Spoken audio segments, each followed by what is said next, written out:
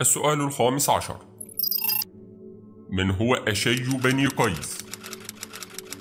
عنتر العبسي، قيس بن الملوح، قيس بن الخطفة، المنذر بن عائد.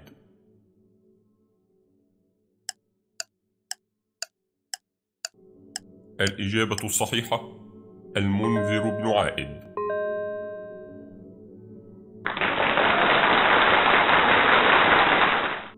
السؤال الرابع عشر: ما أشهر معركة مع المرتدين عن الإسلام؟ حطين، حديقة الموت، المدائن، نهاوند.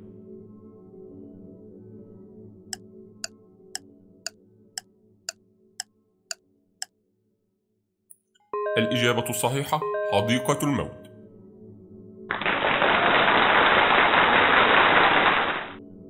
السؤال الثالث عشر: أين تصدر مجلة الوعي الإسلامي والعربي؟ العراق، اليمن، سوريا، الكويت.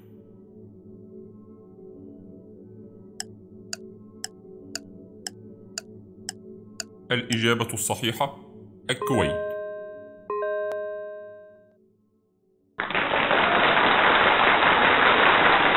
السؤال الثاني عشر: من الذي فتح غزة ونابلس ويافا؟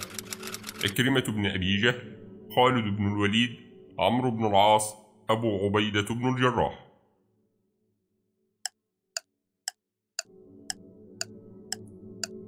الإجابة الصحيحة عمرو بن العاص.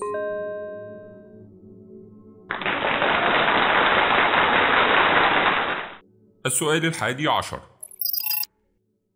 من هو الصحابي الذي ولاه النبي صلى الله عليه وسلم الكوفة؟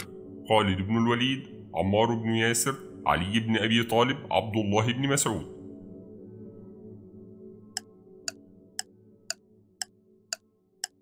الإجابة الصحيحة عبد الله بن مسعود.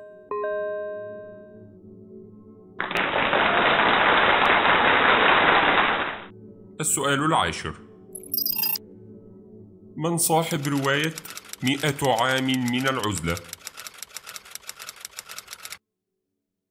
جابرييل ماركيز، مارك توين، ستيفن كينج، دانيال ستيل.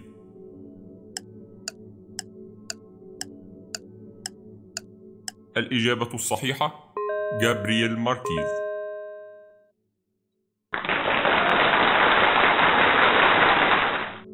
السؤال التاسع: ما هي السورة التي شيبت الرسول صلى الله عليه وسلم؟ هود، العلق، النساء، القلم.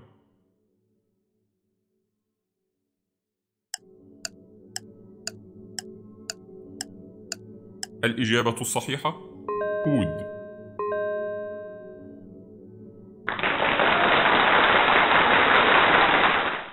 السؤال الثامن: من مؤسس متحف الشمع بلندن؟ توماس هنري، نابليون بونابرت، ماري توسو، تشرشل.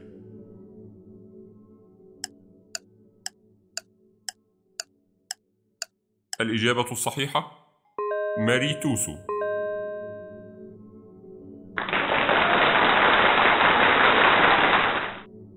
السؤال السابع: معركة كانت بين علي بن أبي طالب والخوارج. مؤتة، النهروان، نهاوند، ذات السواري.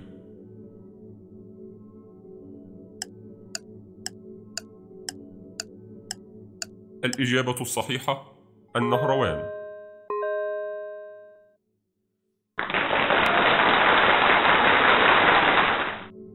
السؤال السادس: سورة نزلت على رسول الله صلى الله عليه وسلم جملة واحدة. البقرة، الزخرف، آل عمران، الأنعام.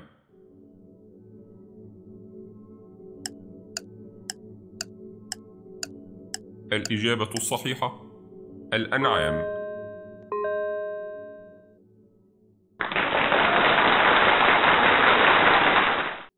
السؤال الخامس: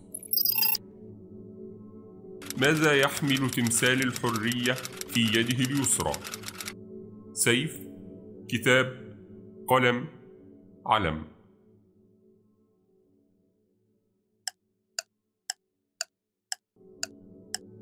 الإجابة الصحيحة كتاب.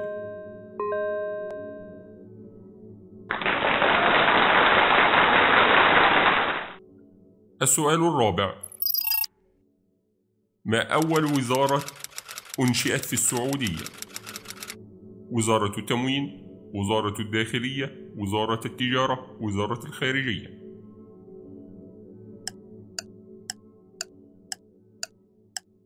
الإجابة الصحيحة وزارة الخارجية.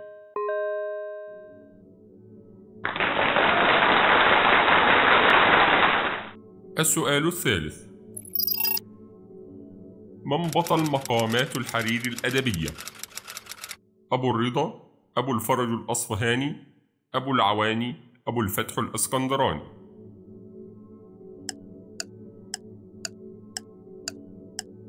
الإجابة الصحيحة أبو الفتح الإسكندراني.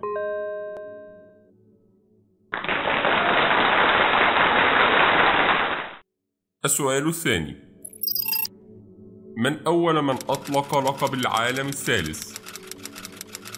ألفريد فريمان، ألفريد مورغان، ألفريد سويمن، ألفريد ستيفن.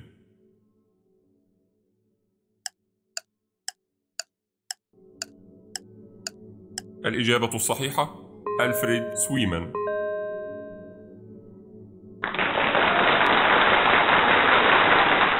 السؤال الأول: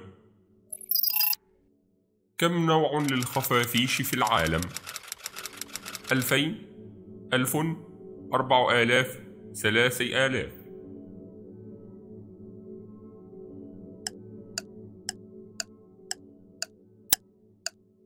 الإجابة الصحيحة 2000.